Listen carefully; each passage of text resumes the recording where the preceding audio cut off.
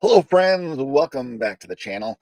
Today, I'm going to be talking about a few changes I have decided to make in my collection. Longtime viewers, I know, surprise, surprise. It's just a matter of time. And as a result, I am going to try something I have never tried before. Something interesting. So stick around and check it out.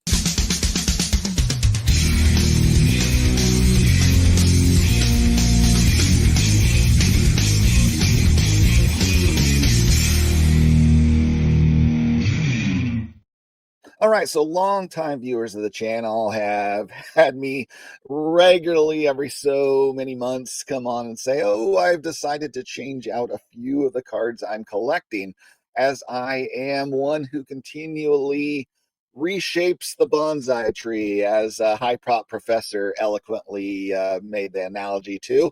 And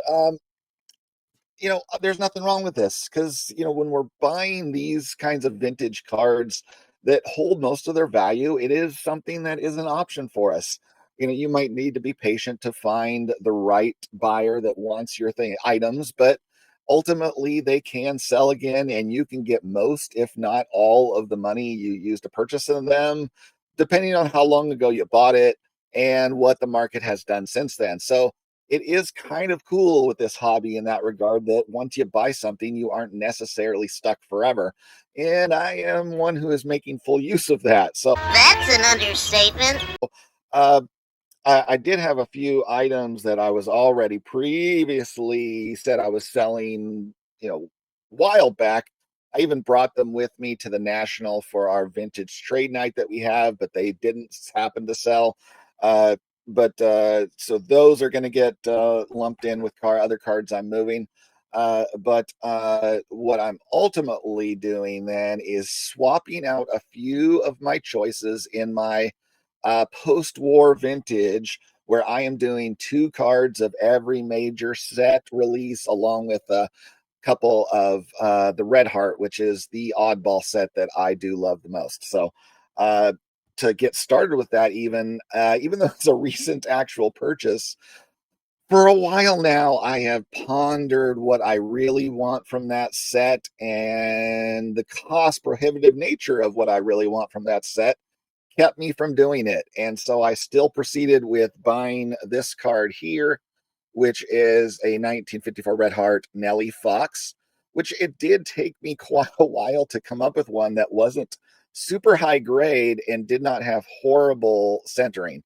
Uh, I saw multiple issues of this card being offered that were within what I wanted to spend, but every single one of them was dang near miscut status. So finally finding this one in a 3 copy that is close to good centering there.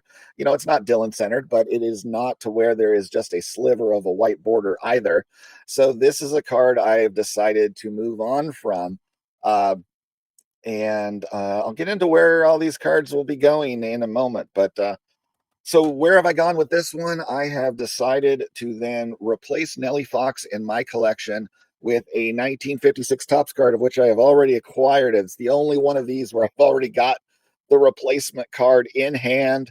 Uh, and like I said in a past video, I am getting used to old label SGC, and I'm just gonna suck it up that it looks slightly different from those newer labels and just get used to it. So I thought this one was a really cool shot with him diving in the field, and also a great portrait shot of him as well.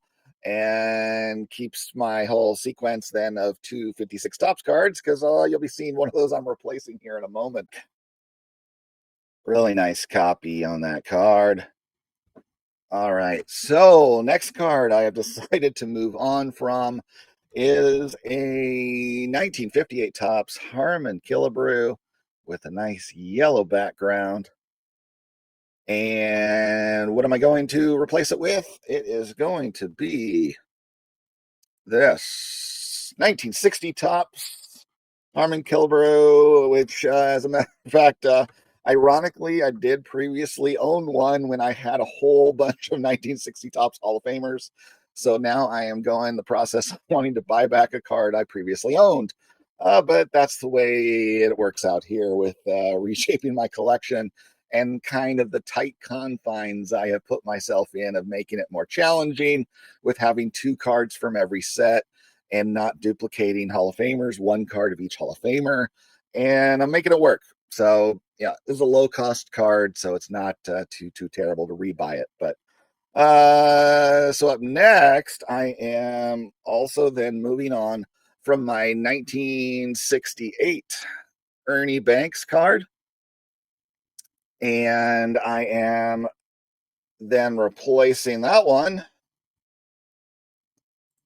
with this one here, 1958 Topps Ernie Banks. That's going to fill in the gap made by the Harmon Killebrew. All right. So then moving on again, what is next on my chopping block? It is a card I really like, but I really want a particular card. One of the prime movers of this whole operation is really a card that forced me to move on from this and opt for a different card of this guy here. And that's going to be 1954 Topps with the Warren Spahn card. Love the powder blue background on that one and great smile. But it's time to say goodbye to this card in my collection. And where am I going? I am going with 1950 Bowman with that awesome high leg kick. And I'm going to, all these ones, optimally, I'm still going with the previous target I had where I'm kind of aiming at the condition of a decade -1. So a 4 is kind of my condition target, budgetary segment. But if I connect with the right one that's lower and looks great, I'll buy it. If I connect with one that's high and I get it opportunistically cheap, then I do that. So that's kind of the way I look at this here. Next one. So 50 Bowman needs a slot cleared, which means I have decided to move on from this one here. Now, this was an early purchase before I had spent very much on any one card. I'm talking the most I'd ever spent on a card at that point, still had a 1 with 2 digits behind it. And this was where I got this one very cheap, but then, over time it's bothered me for the sort of the crap going on his face. I mean, I literally got this card for only like $20, maybe 25 with shipping. And over time it bothered me, and now I'm ready to replace it. And besides that, this is the very last card of his, playing days run here with 1950. And I just really am up for getting an older card, a player who did most of his damage in the pre-war era. So Luke Appling deserves better than what I have done with him in my collection. And with that being said, I am going to be going for Diamond Stars for Luke Appling. I think that one is a great picture. You got the players there behind him. Just the artwork of these cards is amazing. And I decided, I have 2 other cards that I'm angling for in this set already with Bill Terry and uh, I'm blanking, Lloyd Wainer. Already, and this will be a 3rd one. And if I can make it work out, I will get a representative of all 3 backs, meaning an issue from 34, 35, and 36 with those 3 cards. So that's kind of what I've envisioned for my master plan here. So um, next card I'm moving on from is one that may be surprising to some. It was a very opportunistic purchase. In fact, both of these final 2 cards were very opportunistic in the fact that I got them a good amount below what was generally the market price at that time, because I jumped over to the new PWCC platform before it was widely used. So cards were still going for relative bargains at that point compared to what they'd been selling for on eBay. And now this one here is a card that is so spot on sharp, and it gets its entire grade degradation from the centering. And that is this 1956 Ted Williams that I mean, you look at the color, the clarity. I mean, this thing, if it were centered, is going to be what, a 6, 7, something like that, with as sharp and as crisp as the rest of that card is. Well, at least under old proper SGC grading standards. Who knows what they do now, considering what I saw on Sports Card Live this last weekend with Joe Perot's order. But um, yeah, it's time to move on from this card here. Not because I don't love it, but because I like another one of his cards better, and I just want to go for it now. So, what am I going for? Well, it is this one here, 1954 Topps. This would be card number 1 in the set.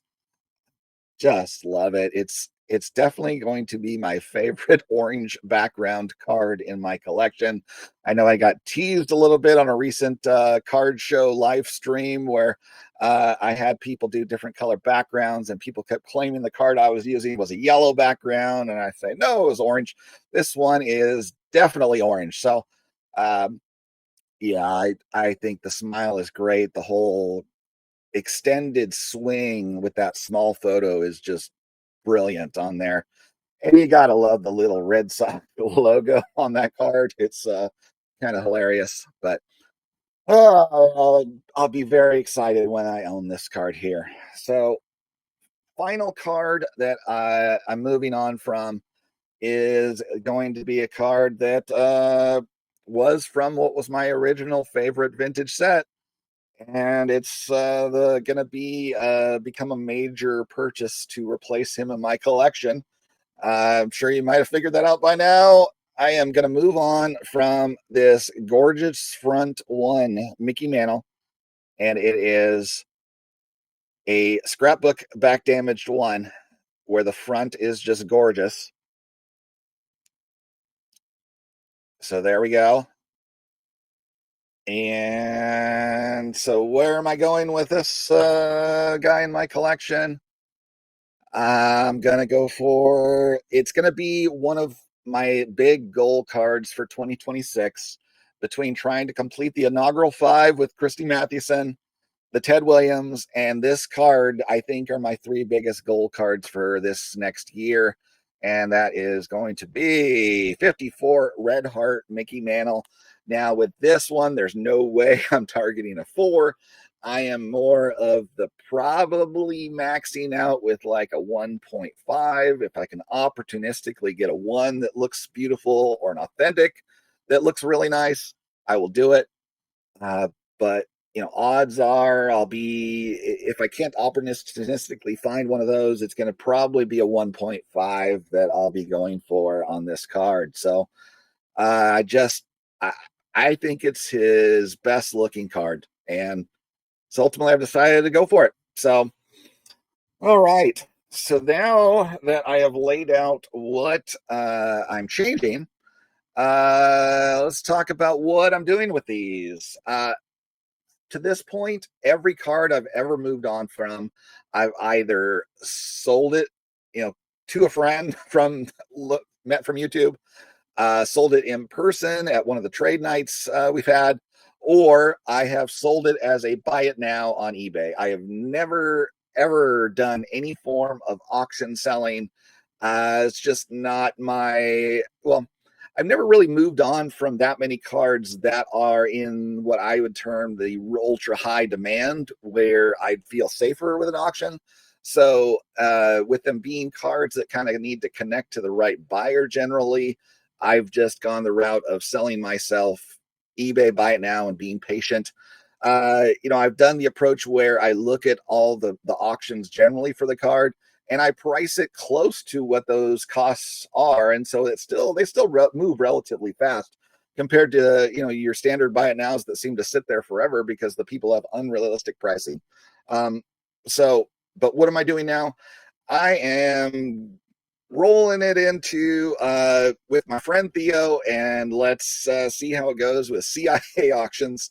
And Yeah, who knows? I don't want to bother with shipping cards myself anymore to individual buyers. When the time comes, I am just going to have them boxed up and sent to Texas to Jeremy Dodson down there one time. and let him handle it. So I'm thinking they're going to end up in the December auction for CIA. Yeah, we'll see. I'll make a follow-up video after it's all over and see, how they sold compared to what they normally go for in the market. Just, experimental. Um, so ultimately my complete order with him is going to be cards that are at least $50 or more. And so that means I'm got the Spawn, the Williams, not the Ernie Banks because that's a little bit below that threshold. The Killebrew fits that bill. The Red Heart Nelly Fox is in that range. Obviously the Mantle, which all of a sudden I don't know where I set it down here, as well as some cards that I was hanging on to still that I previously brought to National Trade Night, which I've got 1911 T205 Fred Clark. That one, my goal card is now his Crackerjack. That's the one where he is sitting on the bat, looking like he's in the possibly the on deck circle or something. I've got my 1960 Topps Willie Mays, and I've also got my 72 Nolan Ryan, where I found a better centered copy than this one, which is a standard 72 centering, unfortunately. Then there's my Mantle. So ultimately, I'm going to be having 8 cards that are going to be going to that auction. And yeah, we'll see how it goes. But I'm willing to do business and try them because if you haven't seen my auction video, then I am only choosing to do business at this point with folks that are fitting into this category here. I've put together a spreadsheet. I made a post recently that gave you a link to this if you want to use it as a resource. These highlights of yellow are the folks that have explicitly in their terms and conditions said they do not allow consignor bids, they do not allow house bids, and CIA is one of those auction sites that is in that category. And so I'm going to favor those folks for the majority of my business wherever possible. So thank you for your support. Thank you for watching. I'll see you next time. Well, see you next time. Yeah, unless I get lucky and break a leg.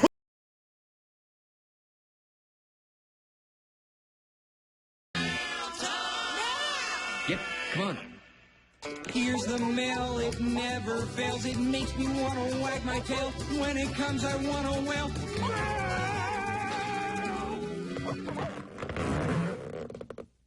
All right, it's mail time. What do we got in the mail here? Look at this. Achieve world record results with Heritage Auction. Look at that. I think maybe it makes it easier to get those world record results with allowed house bidding and allowed consignor bidding. What do you think? That's what I think. Yay.